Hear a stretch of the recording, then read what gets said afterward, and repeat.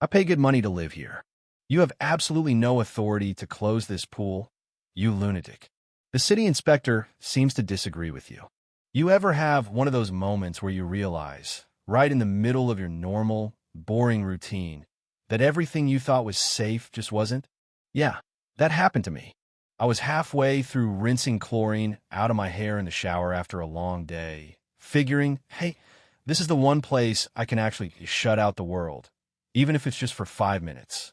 And then I see it, this tiny red light, blinking above the shower stall like some creepy mechanical eye. I swear my heart just stopped. I froze, hair dripping, every muscle tight.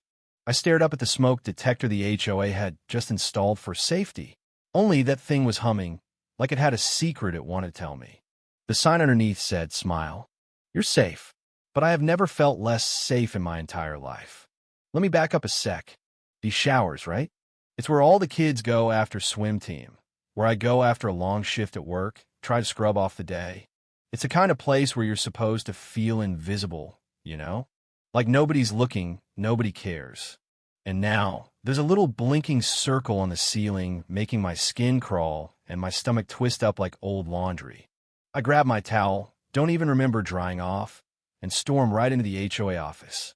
And who do I find, sitting there like the queen of mischief herself? Karen, our HOA president. She's parked behind the desk, surrounded by piles of forms and folders, looking for all the world like she's guarding a chest full of gold. I mean, she doesn't even bother to look up. Just goes, "Forms are on the left." That's Karen for you. She acts like she owns the air you breathe. I say, "Why is there a camera in the shower?" She smiles, real slow, sharp around the edges. "It's not a camera. It's a sensor. We had theft." "Theft? Of what, soap?" She says, "Water." Like I'm the one who's lost my mind. I tell her it blinked. Sensors don't blink. And she comes right back at me. "If you keep spreading rumors, I'll write you up for harassment." The way she says it, like butter knives sliding across your skin. I could have screamed. So I try the neighbors next, start talking to folks, hoping someone else is just as creeped out as me. But everyone whispers, "Don't cross her." One dad tells me she fined him for a mailbox that was too cheerful. Another guy says she made him repaint his front door twice. The pool is the one thing holding this neighborhood together, and nobody wants to risk losing it. We need the pool open. Don't stir it, they say. It's like I'm the only one left who's mad, standing there shaking in my flip-flops. But you know what? I wasn't letting it go. So I dragged myself to the next board meeting anyway, hoping for at least one other voice. Karen bangs the gavel so hard I jump. She loves that thing, acts like she's Judge Judy. I try to speak, but the whole board just stares at me, blank as a fogged-up mirror. Karen says the device is legal. Next item, and that's that. That night, I just lay there, staring at the ceiling, hearing that stupid little hum in my head. I kept picturing my daughter, 9 years old, rinsing off after swim, just standing there, not knowing if someone was watching. The thought made me sick. If I couldn't get through to the board, I'd go bigger. I started digging, reading city codes, state privacy laws, everything I could find. Learned words that felt like rocks in your mouth. Voyeurism, expectation of privacy. Found a hotline for the city inspector. Even called the non-emergency police number. I made notes, snapped pictures, ordered one of those cheap radio frequency detectors online, the kind that beeps when it finds a hidden transmitter. Come Saturday, I tuck that thing in my bag and walk into the shower, just like any other day. But the second I switch it on, the detector squeals so loud it nearly makes me jump out of my skin. Not a dead sensor. This thing is live, all right. But I need proof that Karen knows. So I set my own little trap. I email the board, fake a maintenance request, say the smoke detector is making a high-pitched sound you can hear from the lobby. 2 minutes later, I'm parked in my car, watching through the windshield. Sure enough, Karen comes marching down the sidewalk, ring of keys in hand like some jail warden. She heads straight into the showers, reaches up, fiddles with something. Suddenly, that red light is gone. I film the whole thing from the doorway, hands shaking, breath echoing in my ears. When she leaves, I walk back in. Detector's quiet, so she controls it. Now I've got what I need. I send my video, my photos, my notes, everything to the city inspector. I call the police, ask them what to do. The officer's voice changes, goes real flat when I say camera in the showers. He tells me, wait by the pool. Don't touch anything.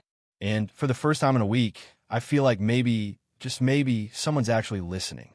Next afternoon, the inspector shows up, neon vest, clipboard, along with 2 officers. News travels fast. Pretty soon, neighbors are crowding by the fence. Phones out, kids holding their towels, the whole place buzzing. The inspector goes in, comes back out looking thunderous. Calls for backup. The officers ask to see my video. I hand over my phone, my palms so sweaty, I almost drop it. The inspector pulls down the so-called smoke detector, pops it open, and there it is. A camera, micro SD card, and everything. You could hear the gasp ripple through the crowd. Someone whispers, "Oh my God." And that's when Karen comes running. Makeup perfect, expression tight.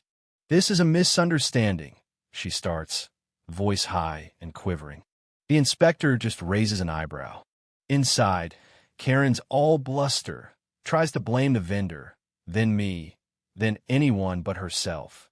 "She harasses the board," she shouts, pointing at me like I'm a dandelion in her perfect lawn. I just smile and say, "Remember when you told me sensors don't blink?" The inspector doesn't even crack a smile. He just says, "Pool is closed immediately." Tapes a giant orange notice across the gate. The crowd starts murmuring, then somebody laughs, and it spreads. Phones are recording, kids are whispering. Some teen yells, "Karen got cooked." Another neighbor shouts, "Smile, you're safe," and everybody cracks up.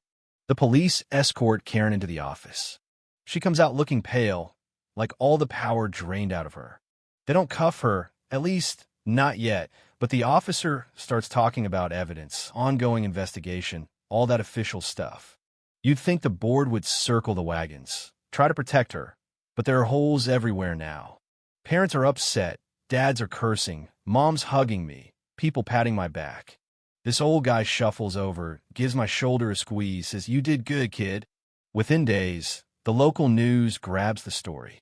Headlines say things like, "HOA under investigation for hidden cameras," and Karen's name is everywhere. The city fines the HOA for privacy breaches and code violations. There's an emergency board meeting. Suddenly, everyone's acting like they'd never even heard of the cameras, like it was all a big surprise. I released the email thread where Karen shot me down, and the comments online are just brutal. People are sharing the video of her flipping the camera off. Goes viral in like 2 seconds. Feels like the world finally sees what we've been putting up with. And then comes the real authority flip. The police get a warrant for every single device the HOA installed. They search the office, seize computers, the whole 9 yards. The district attorney starts looking at charges. The state housing office gets involved. Insurance threatens to pull coverage. Karen resigns, but not quietly. She's posting online about being smeared. The city inspector makes the closure order public, listing every violation code by number, like nails in a coffin. The board finally votes to ban her from anything involving the pool, the budget, even the security vendor. They replace all the cameras with actual safety lights. Old-fashioned bulbs, no recording, just clean light. The showers? Nothing but clean tiles and silence. The pool opens back up 2 weeks later, after real inspections and a community meeting where I end up speaking into a mic. My knees jelly, my voice shaking. I say, "We pay dues for safety, not for spying." And the room claps so long I almost forget to breathe. Karen? Nowhere in sight. I hear she's selling her house. I hear the vendor's in trouble too. Last I heard, the DA's still poking around. I don't know how it all ends for Karen, but I know how it ends for me. The next time I showered with my daughter, it was under a plain, white ceiling. No blinking red light. No humming. Just water, washing the fear off our skin. I stepped outside into the sun, and people were laughing, not looking over their shoulders. Sometimes, justice isn't loud. It doesn't need to be. Sometimes, it's sirens and headlines. But other times, the best sound in the world is the slam of a door shutting on someone who thought they owned you. So what do you think? Did she get what she deserved, or is there more to the story? I want to hear what you think. Drop your take down in the comments. And hey, if you got a wild HOA story, don't hold back.